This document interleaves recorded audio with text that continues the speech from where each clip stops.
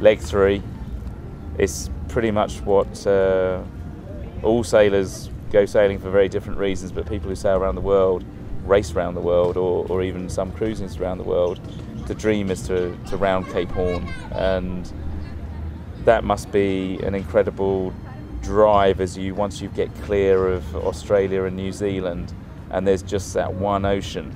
They leave the Cook Straits behind and that land disappears really quickly, and there's nothing between them and Cape Horn apart from the risk of ice, huge storms, and whatever the tropical storm system can deliver down to the Pacific. So that really is the one where there's no options. The Indian Ocean, there are landfalls along the way. You avoid them, but they are there, so it kind of gives you a little bit of confidence. But the Pacific is a really big gap to cross, and that's where they're going to be focused on Cape Horn. But they need to just concentrate on reading the weather to get themselves across before then they tackle what's going to be there when they arrive at Cape Horn. That's the important thing. Indeed, and the funneling of the wave patterns, the shallowing of the water, all conspire for it to live up to its reputation most of the time of being a very ferocious place to travel through. I've had all sorts though. I've had no wind. Really? I've had a ridiculous amount of wind where I haven't even seen Cape Horn, and I've had the perfect conditions where I've got my video and got my photo and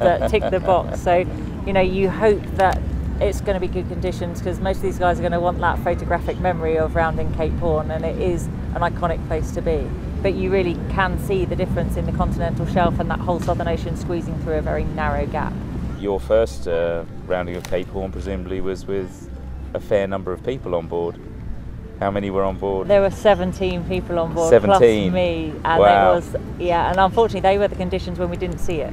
Ah, and it was okay. just like, okay, geographically we've grounded Cape Horn, but it is just psychologically that really important place to be. And most recently, sailing with Ana Corbea, the Spanish sailor, this was a massive landmark, not only for her but for her family. And I remember the phone call home that she made, and I could hear her father's voice on the satellite phone, like celebrating. So it is a real major landmark, not just for the sailors, but actually for their friends, family, sponsors, supporters, and all the people that have followed the race want to know that their boat that they're following or the team that they're supporting has like made it around the corner safely. Is there a favourite rounding? I think actually two-handed was one of my favourites, because it's special and you can actually congratulate each other, and it's a bit more personal. Yes. With 17 there was a lot of people to manage, and we still were sailing the boat. On your own you kind of think yay, and then you realise that you're the only one there and you kind of take your photo of yourself, but with two of you, it's, you know, you kind of pat on the back, and it feels that bit more special to have the confirmation and the appreciation from somebody else. My own experiences of rounding it, each time I've been astonished at just how quickly the feeling of security arrives and the difference in the sea conditions. Did you feel that sense of relief as well as being able to know your boat and push very hard? For sure. I mean, that really does change, and you leave the cold relatively quickly, because once you've gone down there it's really cold. Yes. That's the furthest south these boats are going to go. Yeah. And you turn that corner and you just know that South America's protecting you. You have heart palpitations watching the results coming in every couple of hours, because the boats still in the Southern Ocean are screaming up behind you at high speeds. That's and right. That bit of elastic seems to suddenly go short again. Those guys again. are still surfing, really filling in the miles, and the boats that turn the corner immediately slow down, and it's much harder work.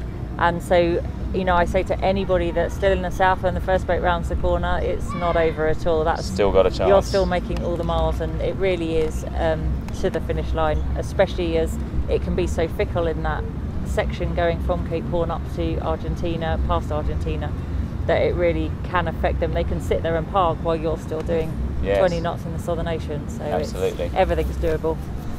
And obviously on the global ocean race, a stopover in Punta del Este, which is not so far away from Cape Horn, is quite nice for everybody to arrive at a stopover fairly quickly after their rounding of the Horn, I can imagine. Yeah, they'll want their rest and recuperation, and actually what would be really nice is the war stories. Everyone will have their Cape Horn story, and it'll be still so fresh in their minds. Yes. And hopefully, you know, if the fleet come in relatively quickly, it'll be like a real big atmosphere with the party. I think a lot of people will have their salty sea dogs, Southern Ocean stories by then, and it'll be interesting for everyone then to see how their boats have fared. The Pacific will be quite harsh with the boats.